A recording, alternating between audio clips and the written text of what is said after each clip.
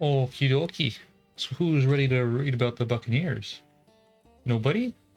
Okay. Well, then it's just me then. Me and good old pirate book. Yeah. We have an awesome time with me and the Buccaneers. The frickin' Buccaneers. So you remember the English Captain Drake? Yeah, that was the guy who was fucking up the South Americas. Drake was one of the first sailors to plunder Spanish ships, carrying gold and silver from the New World to Spain. Yeah, he's a pretty fucked up guy. That guy. He's pretty messed up. In time, English, French, and Dutch pirates all joined in the attacks on the great galleons in the Caribbean Sea. Oh yeah, the Great Pirate Era. One Piece. Hell yeah. The pirates had a secret base on the northern shore of the island of Jamaica. This was one of the islands that Columbus had discovered. Yeah, Columbus. And Columbus sailed ocean blue and something another and maybe got a poo. But it now belongs to the English. Now it belongs to the English who had driven the Spaniards out. To the pirates' camp on this island came runaway convicts, survivors from shipwrecks, and outcasts from many lands. So just people who we didn't want, people we don't like. People who smell bad and don't pick up after their dog. Those type of fools. The pirates in the Caribbean. Oh, the pirates in the Caribbean. Captain Jack Sparrow. Oh. Came to be known as the Buccaneers, the Bocan eaters. I don't know what does that mean? What's Bucan? From the Carib Indians, they had learned how to preserve the flesh of cattle, which roamed the island. Oh, Bocan must be cattle. The meat was cut into strips and roasted and dried over a smoky fire of green twigs. Ooh. The dried meat, which the Indians called bocan, kept for long periods. Oh, it's like bannock. It's like good old bannock. No, not bannock. Pemmican. For long periods of time. And even though the weather in the tropical islands was very warm, so it's good. It's good jerky. Shit was good jerky. Perhaps the best known of the Buccaneers was an Englishman, Henry Morgan. Yeah, he's a freaking crazy pirate, Henry Morgan. As a boy, he had gone to Jamaica to work on a sugar plantation. A stinky sugar plantation. But growing tired of the quiet life there, he joined a quiet life. Okay. Pirate band and journeyed to their camp. Morgan possessed courage, charm, and leadership. It was not long before he was in command of the Buccaneers. Some of the Buccaneers seen in this picture have suffered wounds, probably received in their attacks on ships. They were a little better than pirates. The men to the right are making bocan, that is, dry meat over a smoky fire. Oh yeah, look at that. Look at these guys. They're waving little sticks and stuff. Oh, like little peg legs, little pirate peg legs. He's making little stuff. Is that a parrot? He's got a little parrot on his shoulder, just like the classic pirate. The governor of Jamaica knew that the pirate base was on the northern shores of the island, but he did little to drive the Buccaneers away. He felt that they were like the bodyguard to the British in the settlements. I wouldn't think like that. If the Spaniards attacked, the British governor knew that the pirates would help his troops to fight against the enemy. Yeah, but you can't trust a pirate, a dirty pirate. We learned that from Captain Jack Sparrow. As leader of the Buccaneers, Morgan led many successful attacks on Spanish galleons and Spanish towns. One of his most daring raid was on the top of Port Bello on the Atlantic side of the Isthmus of Panama. It was from this place that much gold and silver was shipped over to Spain. For many weeks, Morgan made full plans for the attack. He set his men to work. What is that? Yeah. Okay. He set his men to work sharpening cutlasses and packaging supplies into sturdy sea chests. He himself pored over maps and worked out details of the attack. When all was ready, Morgan and his band sailed with the greatest of secrecy from Jamaica and landed in a little cove 3 miles from Port Bello. Where's Port Bello? Is there a map? There's a map right here. Yeah. If we look over here, we'll see Port Bello. Where are you, Port Bello? Port Bello right there. It's in the Isthmus of Panama. The Isthmus of Panama. More like a portobello mushroom. Morgan seized fortune, making their way through the tropical forest. They reached the Spanish town and took it completely by surprise. They seized a fortune in gold and silver from its rich warehouses. Spaniards who refused to give up their gold and jewels were tortured cruelly until they told of the hiding places of their treasures. That's not good. I guess I would give up my treasures too if I was getting tortured and stuff. I don't really do too well under torture or any sort of duress. I think I would probably just like if I hurt my toe or something, if they just like started tickling my toes or a little, I would get all a little like, no, stop that now. I'll tell you where the gold is. Just stop tickling my little toes. I'm not down for that. Morgan's success on this adventure encouraged him to make plans for a greater raid. This time on Panama. Panama itself. Oh no. Doesn't he know that Panama belongs to what's his name? Bartholomew? Little Bartholomew. Another One Piece. Panama was on the Pacific side of the isthmus, and to this town came the richly laden Spanish galleons from Chile and Peru. I love Peru. I would want to go visit Peru. I'll take a big old poo in Peru if I could. I peruse the poos in Peru. In Machu Picchu. Yeah, I also want a poncho. I really like a poncho. Here, as in the days of Drake, their treasures were unloaded from the ships and loaded on the backs of mules to be sent overland to Portobello, and then by ship to Spain. With a band of 1,600 men, that's a lot of people. That's a lot of men. Morgan sailed from Jamaica and landed near Portobello. This time, the Spaniards were ready for him, and a fierce battle took place. Although the Buccaneers won, they paid dearly for their victory, for nearly half their numbers was either killed or wounded. That's brutal. I guess they didn't really have good healthcare back then, so I guess that's pretty much dead. You're dead there. In spite of this piece of bad luck, Morgan led his remaining men across the narrow isthmus of Panama, which as we know joins North and South Americas. They took little food with them, for they hoped to seize whatever they needed from the Spaniard settlements.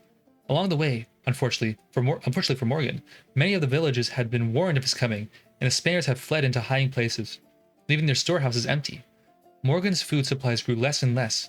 Nowhere could he find anything to eat. It was just like Hannibal, right? He'd burn what was it? So the Carthaginians would burn their fields and salt them, so nothing would grow. And so Hannibal got fucked near the end of his life, at the end of his journey with his little elephants. In desperation, his men ate the leather from their clothing and harnesses from donkeys and mules. Why not eat the donkeys and mules? Dangers lurked in the tropical jungles too, and many of the men fell ill with yellow fever and malaria. At all times, the heat, mosquitoes, and flies were almost unbearable. Poisonous snakes and wild animals hid in the trees, ready to attack the wary men. Fierce alligators along the river bank snatched several of them in their jaws and devoured them. And see, at this point, what's the point? I get golden stuff. You're dead now. you're dead by alligator, which is horrible. You get drowned. You get pierced and drowned. Why would you want to? No gold is worth that. After journeying for 6 days, many of Morgan's men begged him. It was only 6 days too. That's fucked. Begged their leader to give up his scheme and return to Jamaica. Henry Morgan claimed their fears and calmed their fears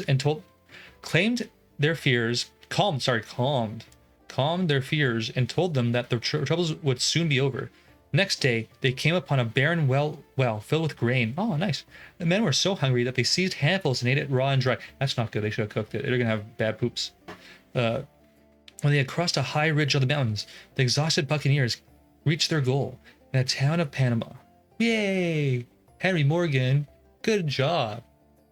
The Spaniards were wholly unprepared for an attack from the land side. All their guns were pointed out to sea. The Spaniards drove a herd of wild bulls. What? The Spaniards drove a herd of wild boars towards Morgan's band, hoping to put the Buccaneers to fight. However, Morgan commanded his men to fire on the excited bulls, and the animals in disorder wheeled around and rushed among the Spaniards, trampling and killing many of them. In the confusion that followed, Panama fell to Morgan. The joy of the Buccaneers knew no bounds. They planned a great celebration, woo, just like One Piece. Again, Morgan showed himself a wise leader. He feared that, with his men were celebrating the victory, he feared Here that while the members of the victory, the Spaniards might recognize and retake the town. So he told his men that all the wine, in Panama was poisoned, and that they were not to touch a drop of. Ooh, he's smart. Henry Morgan's a freaking smart guy.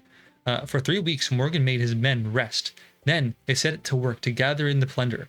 A vast store of treasures was collected, enough for 200 mule loads. The city itself was set on fire, and the victorious men returned overland, taking the treasure with them. Morgan had overcome the greatest of difficulties. With only a small band of starving, weary men, he had seized the mightiest Spanish stronghold in the New World, an exploit that even Drake had not been able to accomplish. Yeah, you know, like if you just have ingenuity, you can pretty much do anything. People don't really realize that, like, it's not about like your money, your manpower, your strength, your health, your power, and your will, and all that crap. It's just about how big your brain is, how many wrinkles and folds you got flopping around in there. Because you could do anything, you know. You can do anything your mind put your mind to, if you have the mind to do it, you know. You just gotta be smart and strategic. And you could take down Panama and plunder and rape and steal everything that is there in the name of England or whatever. Morgan had stirred up much trouble. Spain was furious with the Britons for allowing a band of British buccaneers to attack Spanish towns in the New World. When Morgan returned to Jamaica, he was arrested and sent by ship to England to be tried for piracy. Aw. I guess he wasn't so happy with. I guess the English don't really care that much about him. I thought the English would be pretty happy. That's kind of sad. But hey, we're pirates, and we don't take no shit from the English. When the handsome buccaneer arrived, he's handsome now. Oh, okay. Not only is he the smartest and he's the greatest and the strongest, he's also the most handsome. Ooh, freaking Henry Morgan. Ooh, here we go. When the handsome buccaneer arrived in London, he so charmed the hearts of all the people he met that he not only was given his freedom, but received a knighthood from King Charles II. See, I told you the British would like him as well. Everywhere, people hailed him as a successor to Sir Francis Drake. Soon, he was sent back to Jamaica and as governor of the island. Oh, this guy had a fucking good time, Henry Morgan. Sir Henry Morgan, governor of Jamaica, was a very different man from Henry Morgan the pirate. He dressed in the finest of clothes, wearing brocade coats and velvet breeches, with buttons of pure silver and ruffles ruffles of lace. Oh my god. Proudly he carried about him with a treasured silver snuff box, the gift of King Charles II of England. Snuff, like the drugs. I guess it was just acceptable just to do snuff in the middle of the road. Oh, it was a better time. It was a better time back then. He would have nothing to do with his former pirate friends. Instead, Morgan drove them out from their base on the island. I guess he really was fucking conniving little guy. Unlike many pirates who died on the gallows or by walking the plank, Sir Henry Morgan, the greatest of the pirates, died in his bed and was buried from the Church of St. Catherine in Port Royal, Jamaica. Lucky guy. The Buccaneers, driven from Jamaica by Morgan, were forced to follow their trade elsewhere. Many of them sailed into the Pacific, and some came in time to New Holland, the land discovered by Tasman. Oh yeah, okay. I guess that's where all the pirates went. They went to Australia. Makes sense. There are a lot of criminals there. William Dampier. Oh, like the vampires, like the half vampires. Sir Henry Morgan drove the pirates from their headquarters on Jamaica. Many left the Caribbean waters and sailed around Cape Horn, the west coast of South America, where they planned to attack Spanish ships and towns. However, the great Spanish galleons were fewer in number now that they had been in Drake's day, and those at sea were well armed and ready to fight. Most of the Spanish strongholds were well fortified too. Yeah, you know, it's hard being a pirate. Just trying to make an honest living by killing people. To put up a stiff battle against the pirate ships and entering the harbors. Some of the Buccaneers decided to sail west across the Pacific Ocean in search of riches and adventure. One of these was a Captain Swan, who was in command of the ship named the Signet. The sailing master aboard Swan's ship was an English buccaneer, William Dampier. There he is, that's the titular Dampier. Dampier was only 35 years of age. That's a proper guy. He's a proper guy. but he had already traveled far and had seen much of the world. As a boy, he had voyaged to Newfoundland. Oh, that's a good place. Hope he had fun there, which he heartily disliked. Oh, I guess he didn't have fun there. Because of the fog and the cold. Hey, he's just complaining. There's tons of good shit in Newfoundland. There's like yeah, fuck that guy. Later, he has sailed to Java, where he had heard from the Dutch tales of New Holland, Van Diemen's Land, the Staten Land, which had been found by able talisman. He had gone to Jamaica, like Henry Morgan, to work on a sugar estate. But growing tired of this, he joined a band of buccaneers who had their base on the northern shores of Jamaica. It was just at this time that Governor Morgan decided to banish all the pirates from Jamaica. With other buccaneers, Dampier left the West Indies and for the west coast of South America. And here he met Captain Swan of the Signet, who was taken on board as one of the crew. For many years, no Englishman had sailed across the Pacific. Every member of Swan's crew was filled with excitement, hoping for the riches that had been told abundant in the East Indies and the islands of the southern seas. But days passed without a sight of land, and the crew grew discontent. Their supplies of food had run low. After 50 days at sea, they were faced with death by starvation. Oh, that's no fun. I wouldn't want to die by... I would rather die by drowning or mutilation or death or fire, literally anything, but starving sounds horrible. They began to murmur that when all the food was gone, they would break their fast by eating Captain Swan. Oh, shit.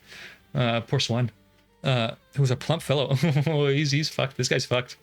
When poor Swan heard these rumors, he said to Dampier, Dampier, you are lucky that you are so bony and thin, for you would make a poor meal for my men, and none of them will think of eating you. Luckily for Swan, land was sighted. Yeah, good job, Swan. Because I know. There's some sort of secret rule where like when you're sailing and like you're left for dead, that you're just supposed to eat your friends. Like you're supposed to draw lots and eat each other. That was like a thing in the pirate days, the gold 1600s and 1700s. Luckily for Swan, land was sighted, and before long, the Buccaneers landed on the Ladrone Islands, which Magellan had named. Ah, Magellan. We like Magellan. He was the first guy to go around the world. Too bad he died in that stupid battle. He died for no good reason. Sucks to be Magellan. He didn't even make it around the world. Actually, he died in the Polynesia. Here, the hungry men were given coconuts, fruit, and rice by the dark-skinned natives. When they reached the Philippine Islands, the crew became very troublesome. Mutiny broke out. Captain Swan and a few men loyal to him were left on the island, while the rest of the men sailed aboard the Signet, with Dampier as their... Oh, Dampier, you little sneaky little guy. You stole the ship there. Aw, okay, so that's why you're a buccaneer. That's why you're a freaking pirate, because you're selfish. Good little Dampier, you know. Fuck Swan, you know. You got this on your... You got this going for yourself there. After a long voyage to the south, the ship reached New Holland, which had been discovered by Tasman. This was in the year 1688. Their supplies of fresh water was running low, and men were sent ashore in search of some fresh water. No streams or springs were found along the barren, dry, sandy shores of this new land. Few animals or birds of any kind were to be seen. And of the natives, Dampier wrote in his diary, "They are the miserablest people in the world." Oh, I think we have a picture of the most miserable people in the world. Look, these are the natives. Look how miserable they look. According to Dampier. Indeed, they did prove to be a very backward people. Okay, Mr. Book from the 1950s. I guess you get to decide who's backwards and who's not. They lived in the open air, their only shelter being a piece of bark from a tree. Their clothing, too, was made of bark wrapped around their waists in the form of a clumsy skirt. Really, this book's really fucking these guys over. They're like, these Filipinos, they suck. Fish was their only food. They never discovered how to make hooks or lines, and they caught the fish in their hands in the little pools of salt water which formed along the sands. Seems pretty chill. I guess if you're starving, not so chill, but like, you know, that's a pretty chill life. I wouldn't mind fishing all day. When they had eaten, they lay down and slept until their tide brought their next meal of fish. Hey, that's a good life, you know. You just eat and chill, you know. That's like a no worries life. Dampier wrote in his diary that these people had no boats or canoes of any kind. Their only weapon was wooden boomerangs and lances, which were strong, straight wooden poles sharpened to one end. I guess they'd use the lances to fish too. Spear fishing and stuff. It's not new. The backward manner of living of these dark-skinned, fuzzy-haired natives of New Holland discouraged Dampier. This guy fucking hates this place. He hates the people, he hates the place, he just hates everything, Dampier. Dampier's a piece of shit. He left the country and sailed northward again. The ship's crew behaved no better with Dampier than it had with Captain Swan. Yeah, I guess the crew, nothing really, you should really have good men. Loyal men are more important than being the captain. Dampier decided to leave this mad crew, as he called them, at the next place his ship called. I guess that's docking. This was Nicobar Island. With three others from the ship, he set out in a frail canoe for the British settlement on the island of Sumatra. That's where the gibbons and the orangutans live, in Sumatra. It's a beautiful island. It's too bad they're being deforested for stupid little palm oil trees. From which he had hoped to go by ship back home to Britain. On the map on page 179, which I think we have this map. Here we are. 179. Here's our map. You will see the Nicobar and Sumatra are both islands in the Indian Ocean. If we look over here, we will see Sumatra over here.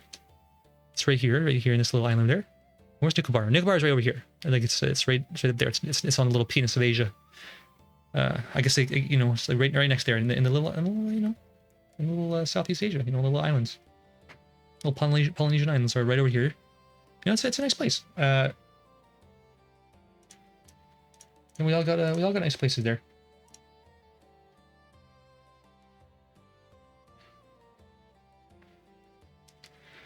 The distance between the two islands was over 120 miles, and for a white man to attempt this voyage in a small canoe was a very daring exploit. Yeah, he's kind of fucking stupid, Dampier. Twice during the voyage, the canoe upset, and supplies, charts, and men were thrown into the sea. That's fucking stupid. This guy's a dumbass. Somehow, after 5 days, amidst heavy seas and severe storms, the canoe arrived safely in Sumatra. Yay! You made a horrible choice, and you made it. Yay! Many months later, Dampier reached England. He was penniless. He had brought back none of the riches he had hoped to find, but he had with him an unhappy native from one of the islands of the East Indies. He hoped to make some money for himself by showing to the English people that this Prince Gioli from the East. And unfortunately for Dampier, the prince fell ill with smallpox and died soon after he reached England. Yeah, it sucks to be Dampier. An account of all his Dampier had also brought home a hollow piece of bamboo, waxed at both ends, which contains his diary, and an account of all his travels.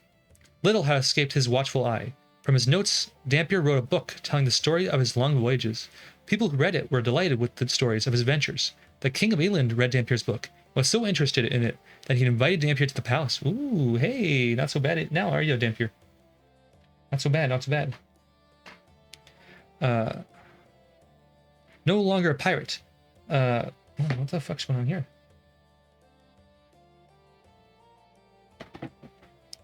No longer a pirate, but captain of one of his Majesty's ships, the Roebuck.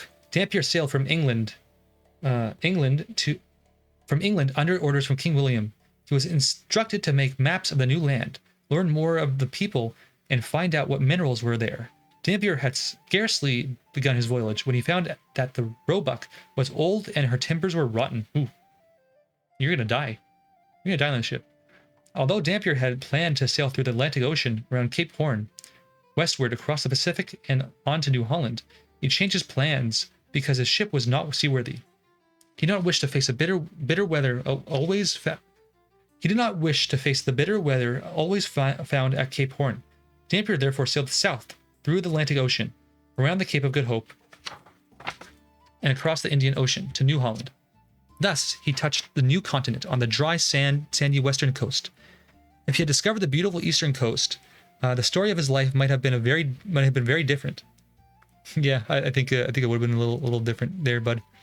You kind of made a really fucking stupid choice there. If he had discovered the beautiful eastern coast, the story of his life might have been very different. At first, the shores were bleak and barren, but farther north, just like Newfoundland to this guy fucking sucks. I hate Dampier. Fuck Dampier. One place he found sweet shores were bleak and barren, but further north they proved more inviting. At one place he found a sweet scented trees, rich soil, and curious animals, stranger than any that he had ever before seen. One of these animals, a sort of raccoon with short forelegs and great jumping hind legs, was the kangaroo, now the emblem of Australia. In the bay, the sailors caught a great many sharks, which provided the crew with fresh meat. These sharks must have been of great size. In the stomach of one was found the head and bones of a hippopotamus. Holy shit, that's a big shark. Dampier named this place Shark Bay. On the map of page 176, you will find Shark Bay, which is one of the west coast of a continent well now known as Australia. Oh, there's Shark Bay. He landed the worst fucking spot of Australia. Stupid. Shark Bay.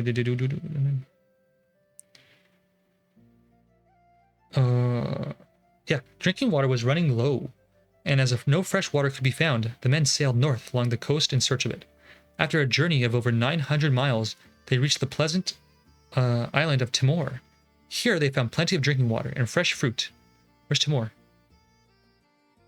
Right there. Timor's like right over yonder. Right here, if you look at the map, he's like right there near the tip of Australia there.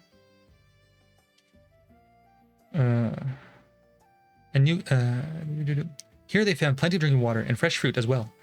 On this journey, Dampier made splendid maps of all the places he had visited in New Holland, Timor, and New Guinea. His voyage resulted in the first real mapping of the lands which until this time were little known to the people of Europe. The stormy season was approaching, and as the Roebuck was so unseaworthy, Dampier decided to return to England and tell of his discoveries, and to ask the king to give him a better ship in which to explore further along the coast of the new regions. As the vessel crossed the Indian Ocean and around the Cape of Good Hope, Dampier's fears for the ship grew. Water oozed through the leaks in the rotten timbers. The pumps were put to use and worked both day and night. By the time the ship reached mid-Atlantic, all hope for her was gone. Luckily, the Roebuck was not far from the tiny island of Ascension. You'll find this island, which is in the middle of the South Atlantic Ocean, on the map of page 176. Let's see. South Atlantic Ocean. Ascension, yeah, right here. We're off the coast of South America. Just within sight of the shores of the vessel sank. The survivors had loaded a few stores on a hastily constructed raft and were able to make their way to the shore. Ascension is merely a rock jutting up out of the great ocean. A few ships ever call there. For 5 weeks, the weary, hungry, shipwrecked sailors waited in vain for a ship to rescue them. Finally, one came which took them back to England. Here they were bitterly disappointed by the cool way in which they were received. Poor Dampier suffered more than the others. He was asked where the gold was, and that he was to have brought back, and how he had lost the ship. Well, like, he lost the ship because you gave him a really shit ship. You know, it sunk because you gave him a rotting fucking ship. Why is it like the king's a piece of shit? Everybody's kind of shitty in this story of Dampier, but Dampier's kind of an asshole too. So I guess it all kind of measures out there. But I guess he gets what he deserves. I guess. Few people ever bothered to glance at the excellent maps and accounts of his journey that he had managed to bring back safely to England. And yeah, you know, the real treasure is the map, you know, because then you know how to get there better. You can see all this new land and shit. If I was the king, I'd be really happy with the maps. But you know, I guess some people just want gold. It's all about money for some people, but you know, not for us. You know, we're good explorers, and we're gonna keep learning about all the different places to explore.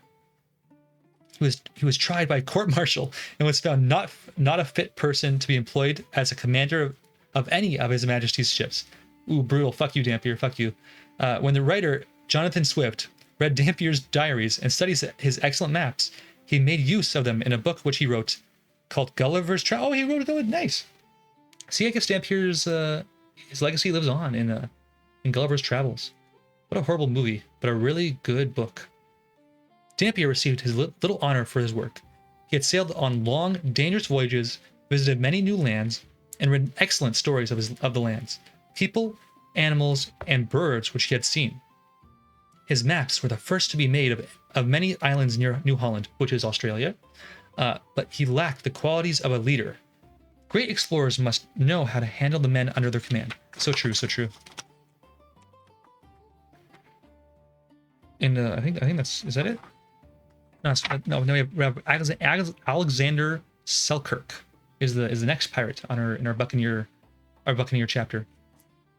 1 year after Dampier returned from his disastrous voyage to the southern seas. He sailed once more from the shores of Britain. A fleet of ships, manned by English buccaneers, left England to prey on ships off the west coast of South America. The commander of the fleet was Captain Thomas Stradling. William Dampier was sailing master aboard one of the smaller ships. The fleet sailed southward through the Atlantic Ocean, round Cape Horn, and up the west coast of South America. After many weeks at sea, the sailors needed fresh water and meat. They did not dare to enter Spanish harbors for supplies, so they sailed to a group of islands west of South America. If you look at the map on page 176, which we have right here, you will see where these islands are located. Yeah, they're right here. They're where are they? South America. Right freaking here, no? They are called Juan Ferdinand's.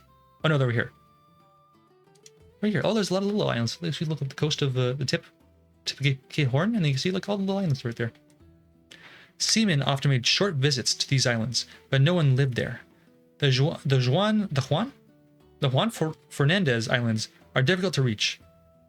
Along the coast, there are rocks, and there are also dangerous currents near the shore. The Buccaneers were excellent seamen, and a safe landing was made on one of the islands.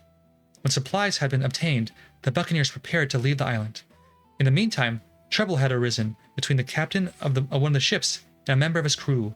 The troublemaker was Alexander Selkirk, the pirate, or the titular Alexander Selkirk, a native of Scotland. The Scottish. See, that was your first mistake, is getting a Scot on your English ship, who complained about the leaky conditions of the ship. He had said he would not sail until the ship was repaired.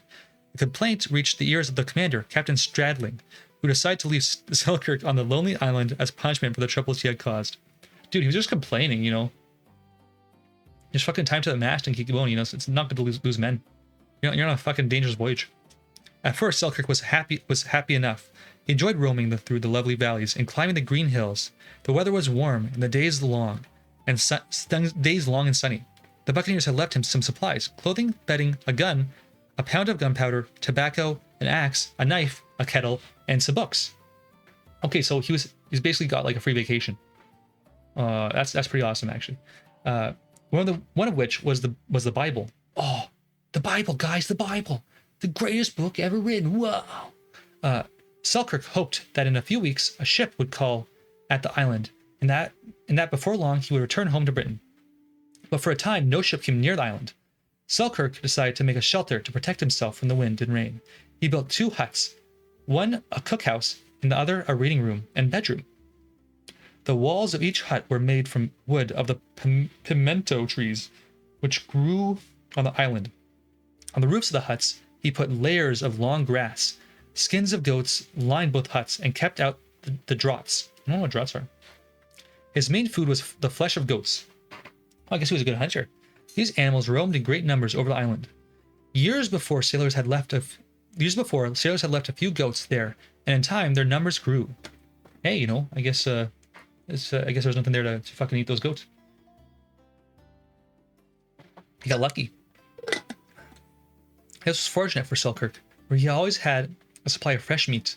During his stay on the island, he killed over 500 goats for food. Ooh, that's a lot of killing. He must have been there a long time. 2 vegetables which grew in quantities on the island were turnips and cabbage. Hey, he had a fucking great time there. Holy shit. This is not punishment at all.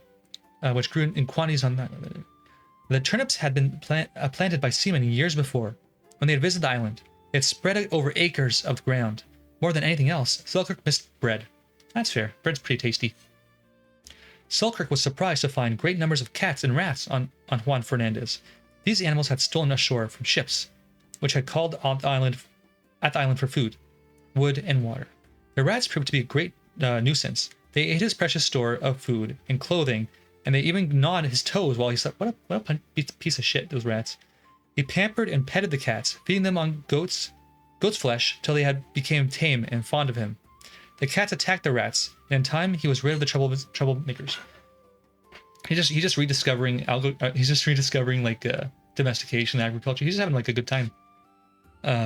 Selkirk's clothing and shoes were worn out, and he was forced to make himself a coat, cape, and hat of goat skin. Instead of thread, he used thin strips of goat skin and made a clumsy needle from a nail sharpened on the stones. Selkirk did without shoes. His feet had become hard from running over the rocks, and was able to go about barefoot. Oh, we have a picture of Selkirk. Look at him, look. The days passed with no sign of a ship, and Selkirk grew very lonely. Each day he scanned the horizon for signs of a sail. In time, 2 ships came to anchor there, but both of them were Spanish ships of war. Selkirk hid from the Spaniards in a tree. He was afraid that if they found him, they may murder him, or force him to work as a slave in the silver mines of Peru. Yeah, that's pretty shit. I hear the silver mines even today are super freaking dangerous, and you're basically like a death sentence there. The life expectancy is like 30 there in the mines in Peru.